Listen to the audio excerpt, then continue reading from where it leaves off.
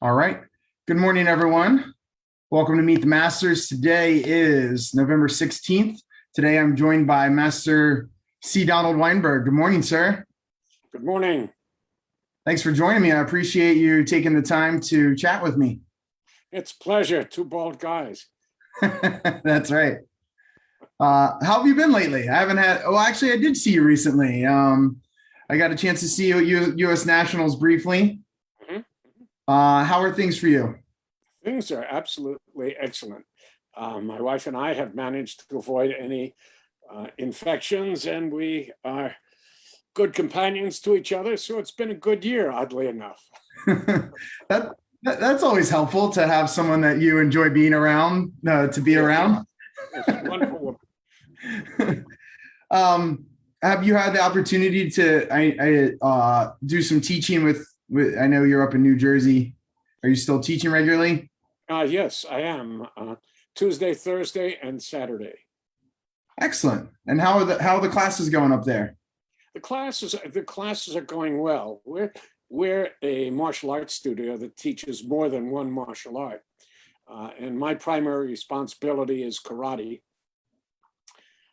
And it's going very well. We expect to have 2 black belt candidates testing in April. That's excellent. That's great news. I always love to hear that. We already have some people saying hi. Lindsay from the UK, she says, good afternoon from a chilly 50 degrees UK. Our friend Master Daniel Marco says Tung Su. And Grandmaster Strong says, great to see Master Weinberg in this interview. So, nope, we got a few people checking in, which is always fun. Yes. Like I was telling you, we've been doing this. You're actually interview 75 for me, which is pretty exciting. It's fun to be able to connect with people from all over the world, just from the comfort of your own home. Yes, indeed. One of the things we didn't realize we had at our fingertips until the pandemic thrust it into our hands. Well, you know, the pandemic has taught us a lot of lessons, not all of them bad. No, I agree. Did you have to do any pivots as far as teaching in that time? Did you go to Zoom at all, or? I did Zoom. I did some Zoom teaching. Our studio closed because the facility we used had locked us out. Right. So we did some Zoom teaching, and we did some outdoor teaching, but primarily it was a closed facility. Our studio population went down considerably, and we're building back up at this point. Good. That's good to hear. How long have you been reopened? Almost 7 months. Oh, okay. So it hasn't been long. No, it hasn't been long at all. Wow. It was, I think we were allowed back. I'm sorry, it's less than 7 months. We were allowed back in April. And so we've been open only since April. So it's probably what? Yeah, about 6-7 months. Yeah. Gotcha. Wow. Because we reopened back in June of last year. So you weren't kidding where you were spending a lot of quality time with your lovely wife. I was indeed. Awesome. We've got so much to talk about. So I want to get started. Since this is primarily a martial arts podcast, how did you get your start in the martial arts, sir? I actually don't know that answer to that story. Well, it's a very strange story, actually. I was in the college, in the gym, lifting weights when a friend of mine who worked in the college's administration, Dennis Capriccio, I don't know whether you know him. I do. Said, Donald, we have a karate class in your faculty, and we need one more for the instructor to get paid. So will you just sign your name and stay in the class? And I said, Dennis, how long do I have to do this? And he said, 6 weeks. I said, 6 weeks in 1 second, I am gone. And that was in 1994. I was 56 at the time, so I started really late, and I was probably the worst karate student known to mankind in the history of World Tung Sudo. I am the Baryshnikov of terrible students. The instructor said to me at one point, "Mr. Weinberg, I don't know what to tell you anymore." Well, I was pretty clear that I was, on the extreme edge of incompetence, giving it a new definition. But it was for me a very important thing to do. Oddly enough, not for itself. I taught students in a community college for the most part. I taught in graduate schools as well, Penn and Rutgers and Drexel. But my students were people who were generally not accustomed to learning, to the rigors of how you learn something. And they were rather, it struck me, easily daunted.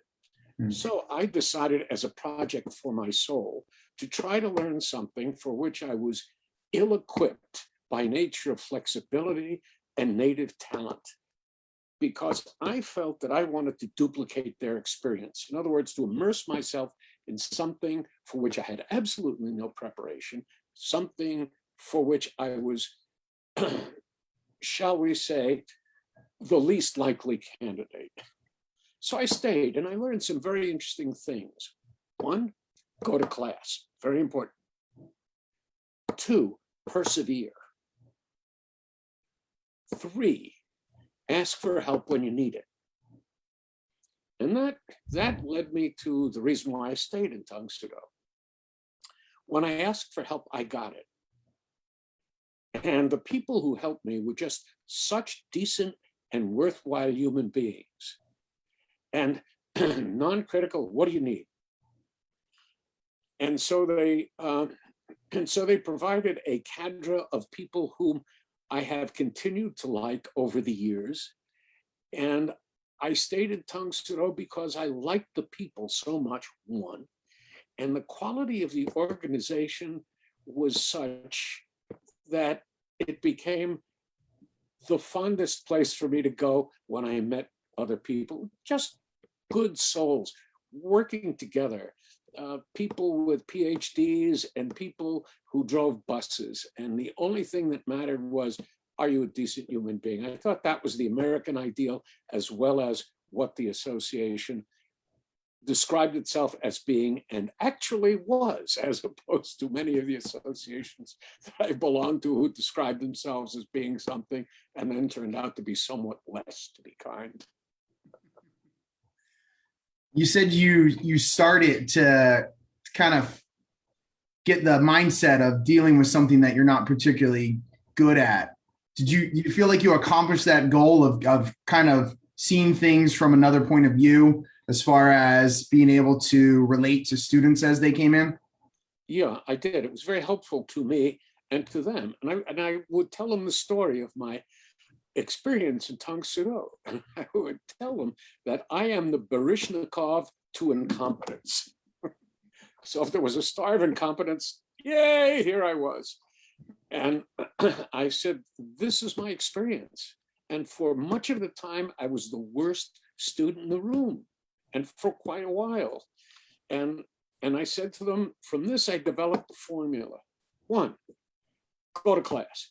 Two, persist. Just do the homework and persist, whatever that meant. And three, ask for help. So I adjusted my office hours at the college so I could be available before classes start. I was in, classes started at 8. I was in at 7:15. Any student who came in early could get a half hour. I held office hours at 12:30 to 1:30 so that students in the afternoon, one class or another, could find their way in. And then I held office hours at 3:30 when pretty much the college shut down, except for laboratories. So what I learned was that I had an obligation to be of help as well as ask for it. And help is a very interesting thing. You don't help someone at your convenience, you help someone at their convenience. And I reordered that. So it was very good. It affected the last 25 years of my teaching. I I like that thought process. And I try to do that personally where it's harder, especially, when you have kids and you just want to get out, get there and then get home. But Yeah. I'm sure you had very appreciative students when they were able to fit, you in their schedule. Yeah, we had a good time. I have some very interesting stories about the students. And it was just such a pleasure to be of service to people in a way that they wanted and needed at a time when they could make it happen. I think that has guided also my instruction in karate. If the students need me and I can't make it to Saturday class, I've held Sunday classes. I've held Monday evening classes when the school isn't open. I came in early at 2:00 at times. If we say we are dedicated to the martial arts and our job as instructors is to carry it forward, then we've got to hold a parade on streets where people want us to march. So do you remember when you first got the chance to help out with classes? Like when you were finally asked? Yeah. First of all, I felt, again, am I really qualified to do this thing? I was a blue belt at the time, and I was at Master Gordon's studio, and he needed somebody to cover the afternoon classes because he was involved elsewhere. And so I covered the afternoon classes and thought, well, we'll see how it works out. and it worked out. It worked out reasonably well. But to be honest with you, I didn't feel comfortable in my Tang Soo knowledge until I was, a few years past Samdan. What I did, like all instructors, I taught the way I had been instructed and adhered pretty much to that. And occasionally would where I saw something where the instruction wasn't working, I would adapt it. But it wasn't until that time as a middling Samdan that I felt comfortable in merging my own insights with that knowledge base and history of my own instruction to do what I thought was a better job, not better than somebody else, but a better job in my skin as an instructor. Yeah, I agree with that assessment. Personally, I still look back, and I've been teaching right around blue belt, so about the same as you. And I just look back at those days, and even as a brand new Samdan, thinking that I was pretty good, and looking back now and just realize how far I've come. It's not comical, but it's amusing that the fact that, like, you put yourself on a pedestal and you think that you're here, but you're really here. And it takes experience and time to realize that. Well, fortunately, I had people like you. I would look at you doing high kicks and Aaron doing high kicks and comment to others. My leg hasn't been that high since I was on the third rung of a ladder. But that's important. We all need humbling experiences. I used to think that I was pretty smart, I'd get those days at college where, boy, I really know this stuff, and I'd play some Beethoven, and I think, no, that's real genius. That's not me. Take a step back. So we need to reset our sense of ourselves.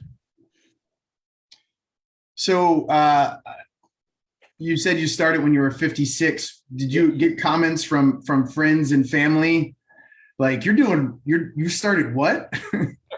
Yeah, I've had that throughout my career. As how old were you? What?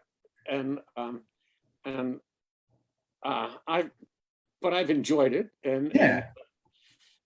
And so my wife, who studies yoga and is just so flexible I mean, it's as if she's made of rubber. And so we both involved ourselves in some external project, physical. I say physical fitness, but it's beyond that. It's something that is simultaneously physically and intellectually challenging. And so over the years, people would, when I was a Samdan, and I went to ask Grandmaster Shin, because I didn't know, how do you get to be a Samdan? What's the process? And Grandmaster Shin looked at me and said, "You too old." I said, "You too old." And I said to him, and I did 50 push-ups right there. I just dropped, did 50 push-ups. Then he looked at me and said, "You find mentor." And so I did. I found a Master Vaughn. And after my first test, the greatest compliment was I was sitting there having lunch at the farewell dinner, at the end of the clinic dinner. Grandmaster Shin came by, massaged my shoulders and said, "You did it, old man." And I thought, wow, what a compliment. That was great. So I think the problem with age is that people expect themselves to be the same over the spectrum of their existences. Be who you are, Right. and bring that to the art. There's plenty there for everybody. Absolutely.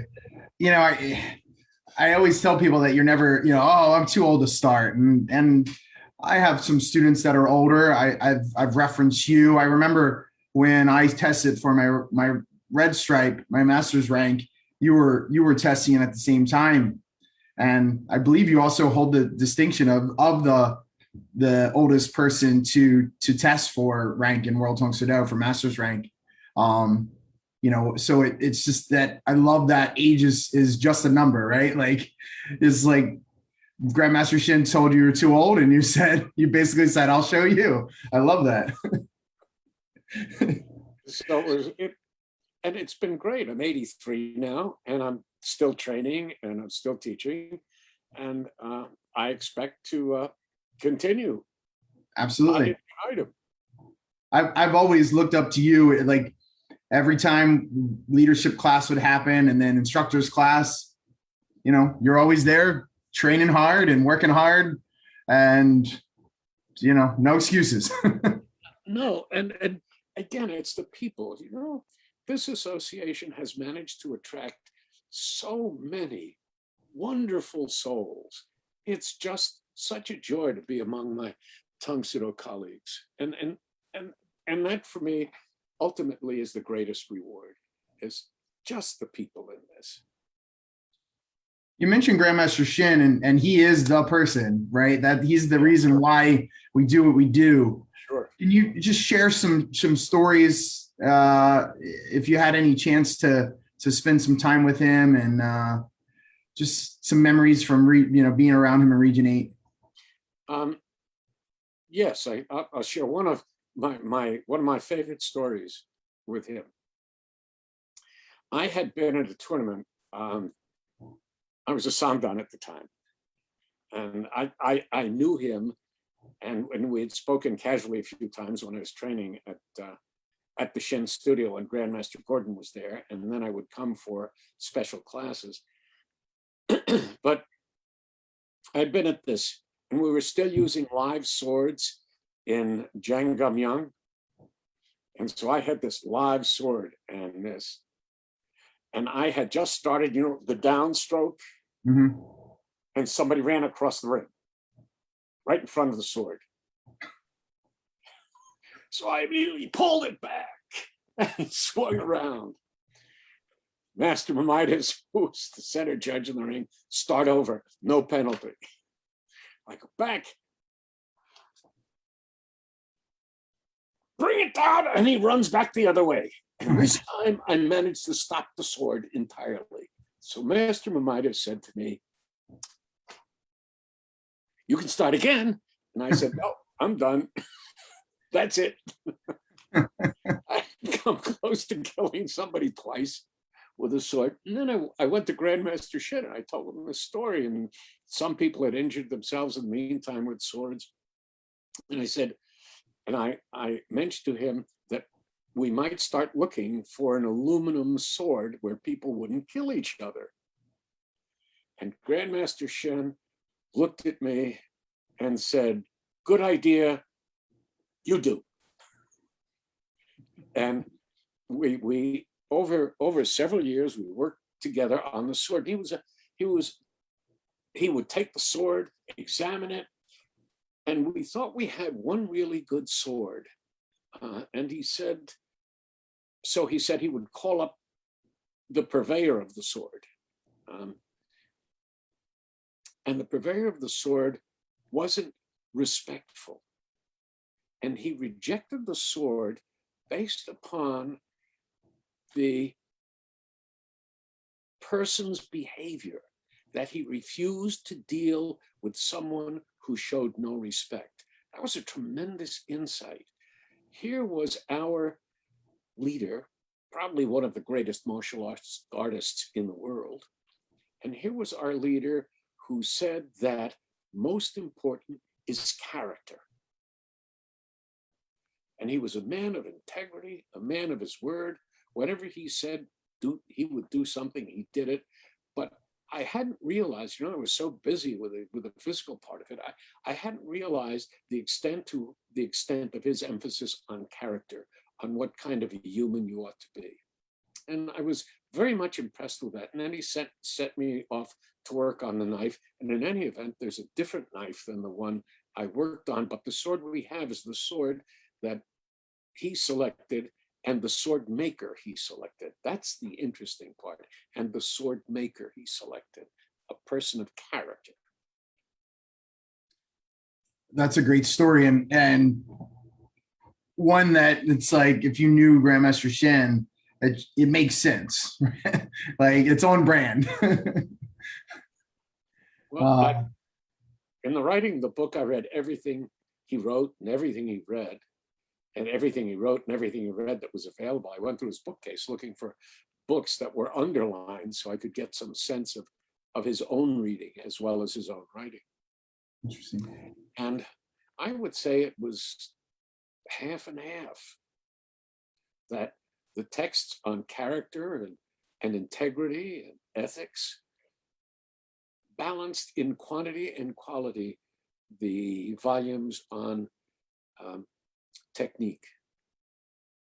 Real quick, Master Valentin says hello, as well as Savanim Tim Wagner from Alabama says Tong Su as well. So let's go ahead and talk about that, your involvement with the book that just got released. So congratulations on that. You were co-author with Grandmaster Strong on the book One More Time, The Philosophy. Yes. So congratulations on that. Thank you. It was wonderful collaborating. How did that come about? How did you get involved in the process? I had assisted in the editing of Grandmaster Strong's first volume, One More Time. And we worked together quite closely at several points. And at the end of it, he remarked that he hadn't quite gotten to the philosophy of it, and that what he had was a biography, but there was an element that was missing. And so we would meet from time to time and smile and hug and be friends. And then we were driving down the road in Argentina. I mean, this sounds really odd. We're on a bus in Argentina, and we started talking about it. And that's the genesis of the book. He said, well, let's write it. So we sat and we laid out 50 different scenarios as to how the structure of the book might work. And then I started reading, and we divided the work in half. So I would write a bit, I would send it to him, and write a bit and send it to him and tell him, here's where we are, what do you think? And actually, the book took on a life of its own. What we thought we would do and what the book said it wanted to do were two different things. And so we just moved through it. The object was to represent the thinking of the Grandmaster behind what he had accomplished that was visible, physically visible, that it just doesn't come from nowhere. The other piece of it was that Grandmaster Strong knew Grandmaster Shin very, very well. And so while I was, my background and my reading had and education had led me to understand the philosophical underpinnings that he was exposed to culturally, I didn't have the sense of Grandmaster Shin that Grandmaster Strong had so brilliantly done, indicated in his first volume and carried forth into the second volume. So part of the book was the pleasure of working with Grandmaster Strong and getting to know Grandmaster Strong and getting to know Grandmaster Shin through his eyes. So it was actually, as much as anything, a work of love and a work of joy, because I had two collaborators, one who had passed and one who was still here. It was just wonderful to be a part of it.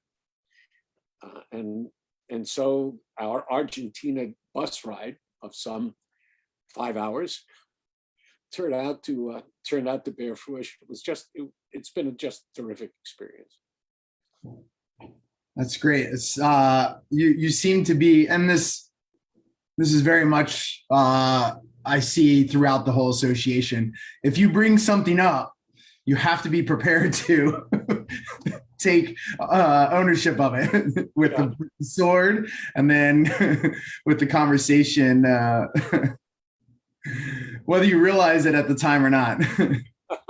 Yeah, but that's a good thing, because this isn't a top-down organization. It's right.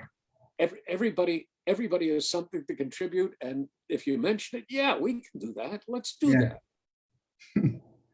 Master Onoshida says, "Great work, sir."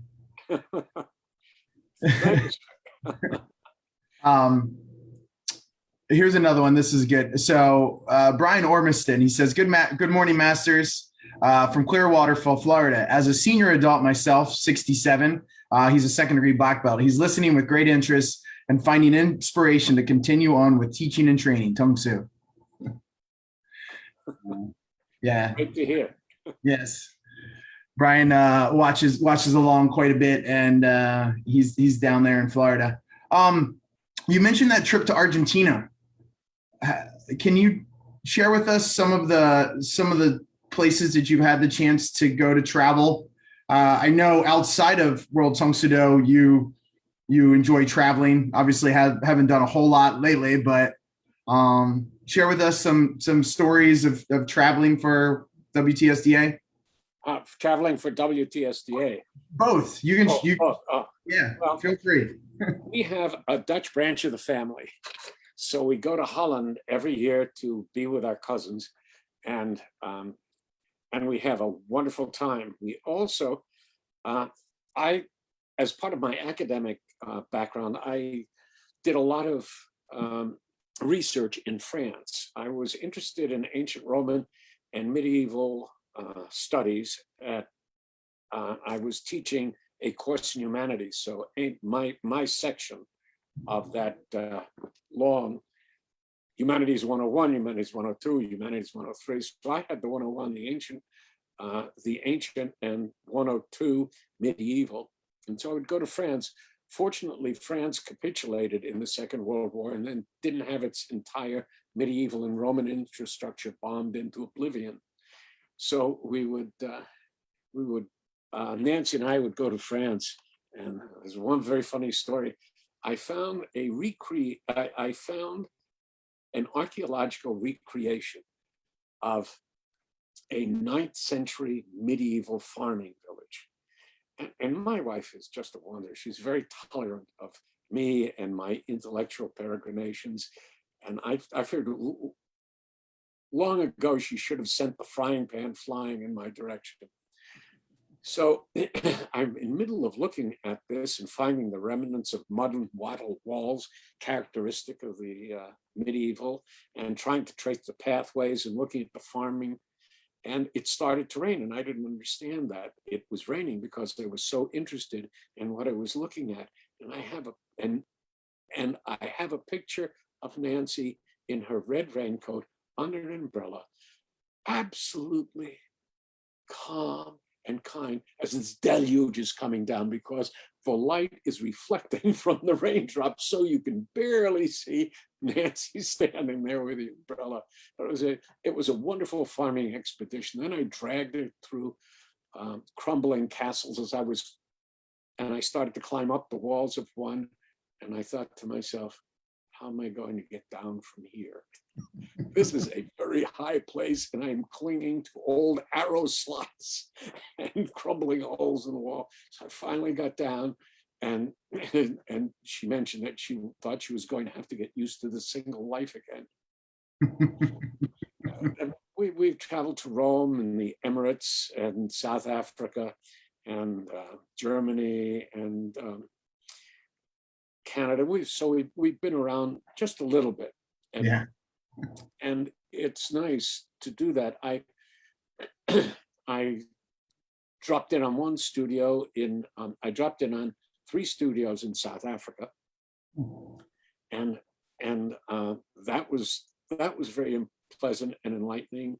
And I have tried time after time to drop in on studios in Holland, but for one reason or other, holiday here, nobody home, family business, I haven't yet gotten to the Holland one. There is Tang Suro in Paris, but not World Tang Suro in Paris. And I went to a studio in Paris, and it wasn't very satisfying. World Tang Suro, the one thing that World Tang Suro is, it spoils you for every form of other Tang Suro, and certainly Taekwondo, because of its completeness and its and the way it embraces martial arts activity and philosophy. And I would add on top of that, events, whether it's a tournament or a clinic, their events are unmatched. Our events are absolutely marvelous. I get to see people who I really like a lot 2 or 3 times a year, because they're from so far away, or I have to travel from far away, and it's just so pleasant. And what we're trying to do is so important, that this karate business, most of us won't use the self-defense. Most of us won't have to depend on it. But what it makes of us is so important. I agree.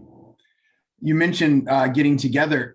We talked about U.S. Nationals briefly in the beginning, but you got to be a part of the momentous occasion of Grandmaster Strong promoting to 9th degree black belt. Could you share with us some thoughts on that experience?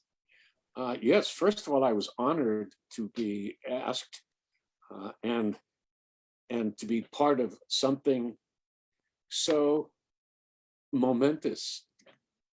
Grandmaster Strong and I are good friends, and it's beyond good friend. In the Olympics, they run and they pass a torch, and the next person runs and passes a torch. And irrespective of who's carrying the torch makes it to the opening fire. And that's so if Tang Suro is the torch, to be a metaphor, to help carry the torch for a while was a tremendous, tremendous honor to be part of, the transition of grandmasters without Tang Suro enduring a transition.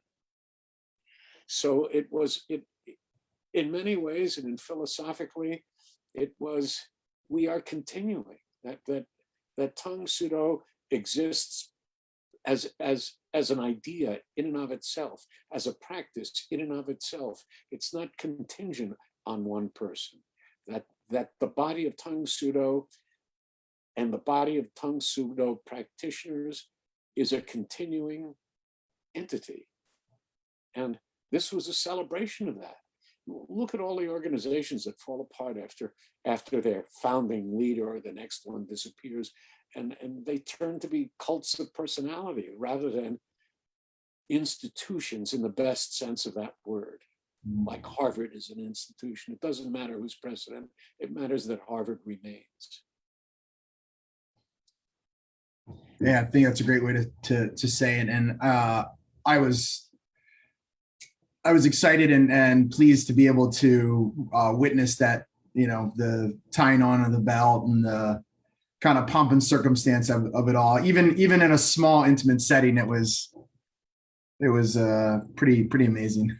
And by the way, to see a wonderful person, we've had some remarkable people as grandmasters, Right. and to see another remarkable person assume the leadership. Yeah, I agree. And there's a phrase in Latin that we used to use when looking at dean of faculty and when I was the chair of the faculty, and that was primum inter pares, which literally translates as first among equals. And that's what the Grandmaster is. He's first among equals. There's no pomp and no circumstance and no ceremony. It's all about Tang Soo Do. It's not about personality. And that's a tribute to the remarkable people thus far who have been Grandmasters. Agree with that. And you saying that would be remiss to not mention Grandmaster Bodwin. Did you have the opportunity to work with him or spend any time with him? Oh, yes. There was a bus ride also in Argentina. Long bus rides. And we sat together for 5 hours on another bus ride and just to use a Yiddish word, schmoozed. And it was just a delight. We talked about everything in the world. He was a very, very funny guy.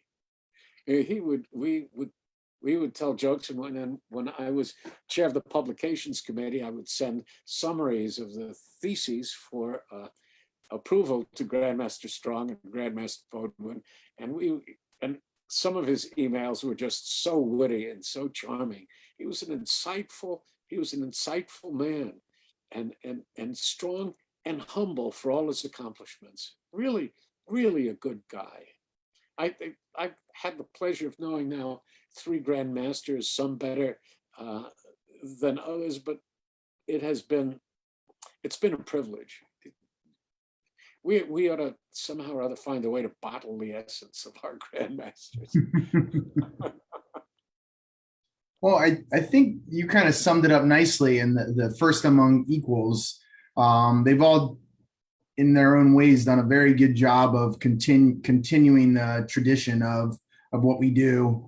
And I think that Grandmaster Strong will continue that just as strongly as the other 2 did. So I think we're in good hands. We are. One of the things I wanted to talk about, and probably one of the first times I remember seeing you would be at black belt tests and regional tournaments, collecting funds for the scholarship fund. So I wanted to, you were the resident beggar, Yes. as you would That's what say. I called myself. I know, that's why I coined your phrase. And you were just so good at it. Like it was one of those, is like, if you had to pick a person to beat to fit the job, like you were the man for the job. So why were you the man for that job of the scholarship fund? Oh, you come back to my education. Yeah. I did all of my undergraduate education part-time and all of my graduate education part-time. And the reason was I didn't have any money. I worked as a cook and a waiter and whatever it was necessary to get myself through undergraduate school. I ended up cooking at the United Nations for their catering service at one point. And you know, a 7-year, 4-year degree teaches you a lot. And I went every summer at 2 courses here, 1 course there, and I managed to cobble together a degree in 7 years. And I thought, you know, that could discourage people. And what I wanted to do in this was give people a chance. And at the time, we gave $1,500, 2 $1,500 scholarships a year. And $1,500 didn't cover the first year of community college. And my goal was to raise enough money to cover the first semester of community college, books included. And then I thought that 1 person wasn't enough, that what we should do is try to give 2. So within a couple of years, I became a very competent beggar. My routine remark was, I had 2 remarks. 1, I am your friendly neighborhood World Tongue Pseudo Region 8 beggar. And I need your money. And if they wouldn't do it, I said, you don't want to see an old man cry. This would be tragic. So that was my standard approach. People were amused by it and would seek me out for years. And I got relationships with people who donated $20 here, $10 here, $1 there. It didn't matter. It also meant that they felt some connection with World Tongue Pseudo, and I wanted to make that process more approachable. So in the end, before Mr. Summers inherited the position, we were giving away 4 $3,000 scholarships a year.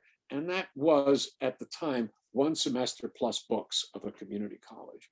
The people, I felt, if they had 1 semester without financial worries, that would be enough to cause people to want to go, want to continue. And education is so important.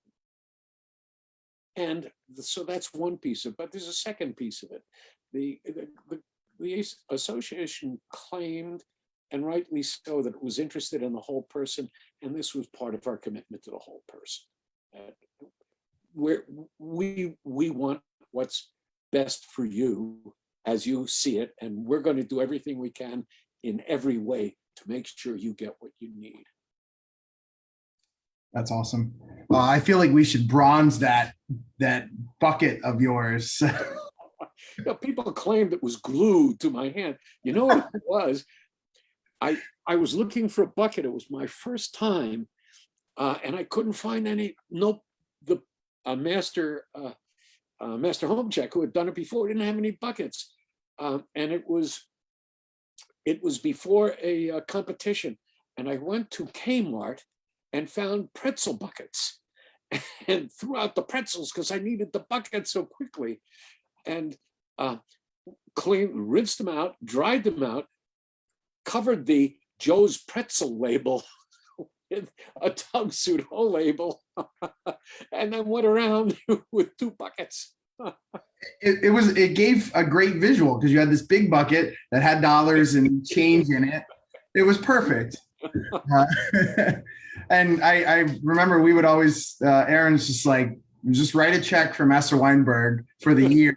That way he doesn't continue to ask us for money. It's like, I would do it at every you could not find a child stopped at a lamppost without me getting the bucket out. like, here's your money. See you next year. You and she were great donors. It was appreciated. Continuing on that track of the whole person concept, you mentioned it earlier as far as you were the chair of the publications committee. What all did that entail? I know you helped go through stuff for people when they submitted their thesis, but I'm sure there was more than just that. Well, the purpose of the committee had 2 purposes. The first purpose was to help thesis writers actually write their theses. And there were some problems with prior theses, which are obvious difficulties. And what we want to do is help people write the kind of theses that ought to have been written, one, and that they wanted to write. So the best way to handle that was to organize and get a group of people to be mentors, so that the writer didn't think that he or she was alone. And I would each year mentor about 3 to 5 theses. And the process was, send me what you have. I'll help with a little bit of revision or significant revision of chapter 1 or chapter 2 and chapter 2 to give you a sense of what this ought to look like and how it ought to go. I'll refer you to some pieces of research that you might need, because after all, I was an academic, and that's what academics do. And I found a group of people at initially at Vaughn's studio, because that's where I was. And I said to Sandy Lipstein and Wayne Rosenkrantz and Frank Altieri and Dave Painter, I said, you are now members of the publications committee, and here's your assignment. and so we got some other volunteers, and Mike Enoshita joined us, and Susan Strom and Jeanette Artica. And so there are a bunch of us then who could work on the publications from the writer's end. But there was a second piece, and that hasn't quite come to fruition yet. And some of that may be attributable to me, that to take all the collected wisdom of the various theses and make them available to everybody. And what cued this was a thesis written by Master Vaughn, and it was on organizing a special needs curriculum. And so he wrote that, and I had the pleasure of editing it. It was really a remarkable document that if you wanted to start a special needs class, here was the handbook. You didn't have to do anything else. Just pick this thing up and go with it. And when I went to headquarters, I read every thesis that had ever been written. Wow. And that was still in the archives. A lot of it had disappeared, but I read everything. And some of these were truly extraordinary. There was one by there was one, I can't remember the author, on bong use, and it was brilliant. The history of bongs and weapons. There was a great deal of that. There was material from Master Maimonides on forms, and I felt this stuff has got to see the light of day. It's really too important to just hang around. So we experimented a great deal with establishing a database and a storage system, but it never quite came to fruition. And I would like to see that happen, because the collective wisdom and the collective insight and experience of the masters in this organization is a remarkable record. It is remarkable, and it's just languishing in headquarters, and deserves broader use and great accessibility. Yeah, I mean, when you think about the amount of time spent on any one thesis, I couldn't even tell you how long it took me to write my own. Like you said, you put so much into it. And I've had the opportunity to read some, but it's mostly because I asked and pestered and asked for a copy and finally got one emailed to me. But yeah, you're right. It would be nice to be able to have more access. So do they have their a dedicated room, or this is just kind of in storage? Or a lot of them are electronic now. Okay. And some were digitized, and some remain in hard copy. And the only way to get access to them now currently is literally visit headquarters or do what you did, which is call somebody up and say, send me your thesis or I will cover you with whipped cream at the next time we meet. But the material there is some of it is extraordinary. Some of it is less than extraordinary, but quite useful. I mean, there's no need. Let's assume that you want to build something. There's in your studio, build a program in your studio. If it's not exactly what you want, you can get enough information and enough insights to trigger your own creativity by reading what exists on the subject. Right. Just curious what you wrote yours on. Oh gosh, which one? I don't know. You tell me. What was the first one on? The first one was on an analysis of language, and that was driven. First of all, I have a lot of coursework in it, so it was natural. But it was driven by people not listening to other people. And if you listen to students carefully, those who are unwilling to do X or Y, and they really need to do it, or they really need to learn it, or they can't learn it for some reason that is physical or psychological, initially you'll get clues in what they say, but people don't reveal things about which they're sensitive easily. So I wrote a guide to understanding language that if you listen to someone carefully enough, you'll get what they're saying, but not articulating. And there are ways of getting it nicely. I was a hostage negotiator for a prison system, and that helped me get very sensitive to language, but other than my coursework. But in studios, especially among young teenagers and youngsters, you'll hear things that don't make any sense, but there's sense to be made of them. And so that was my first thesis. My second thesis was an assessment of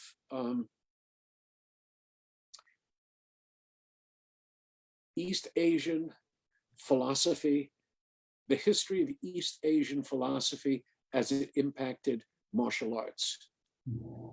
And that was particularly Chinese martial arts and Japanese martial arts, and there was some Korean martial arts. And the reason why East Asian philosophy was not included very frequently, if at all, in current Western martial arts practicing. Did you find any overlap in doing the research for the book about Grandmaster Shin on the philosophy? There was some overlap. I guess there was about 15-20% overlap, but my thesis went in a different direction than the book, because the thesis tried to examine why martial arts in the West did not include a philosophical component, when anywhere in East Asia, if you studied martial arts, you were going to be reading Confucius and Lao Tzu and Mencius and the Vedas. I mean, there was an enormous reading list. And it was integrated into a philosophical curriculum. So when we talk about the Shaolin Temple, everybody thinks of them as martial artists, but they were also Buddhist scholars.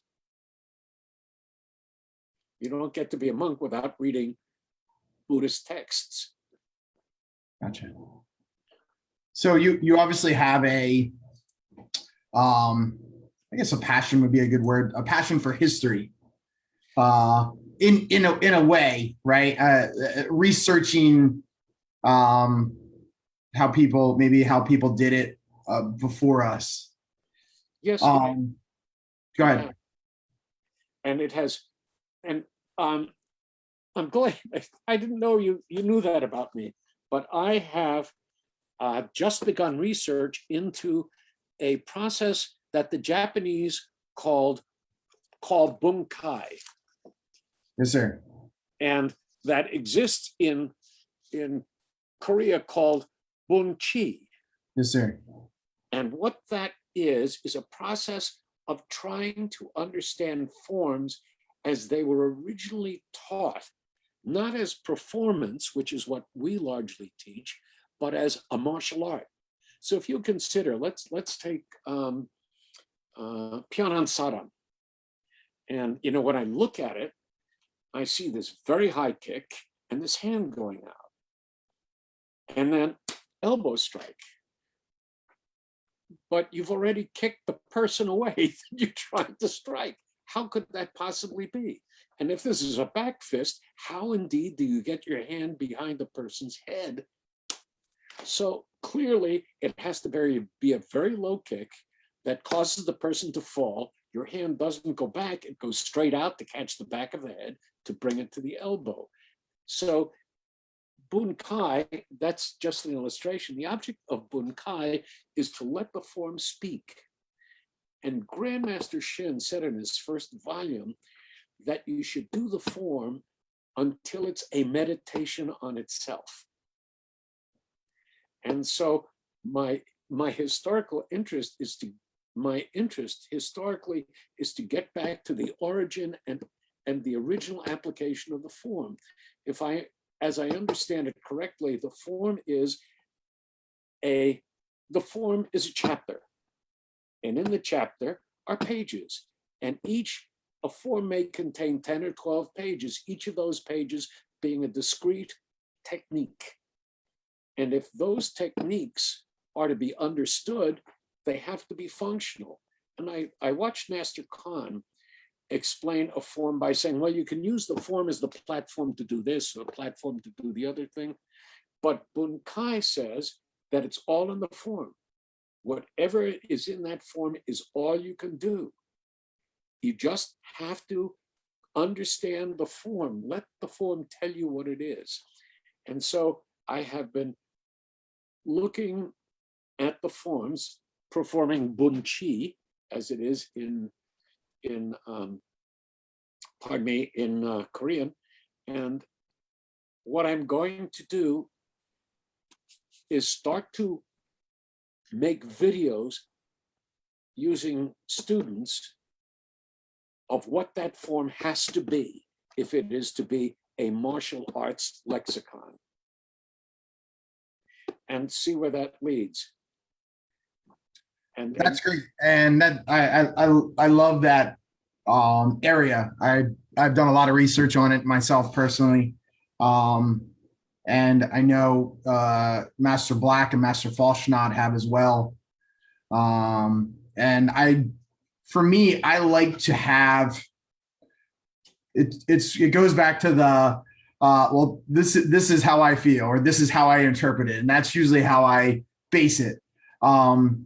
But I like to have things that I can kind of anchor a move to, whether it's a low block or, like you said, this move or whatever it is.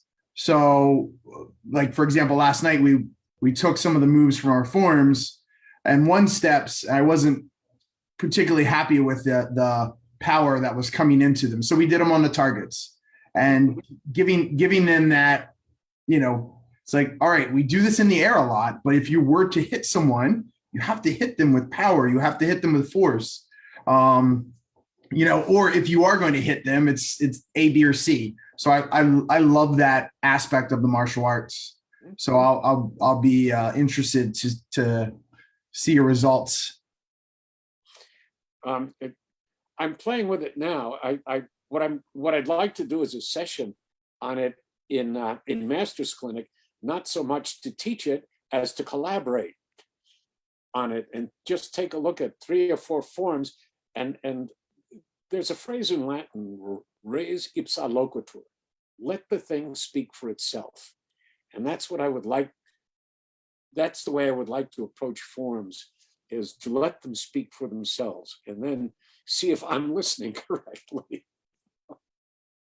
Well, if I will definitely be there for that breakout of seminar if you do it. And even if you do it, if you need a guinea pig ahead of time, I'm happy to. We can Sold, you're my guy. That's right. Right. That's basically what this conversation has been. Is those moments where you don't realize what you're signing up for. You can mark it down. Done. Uh, Thank you.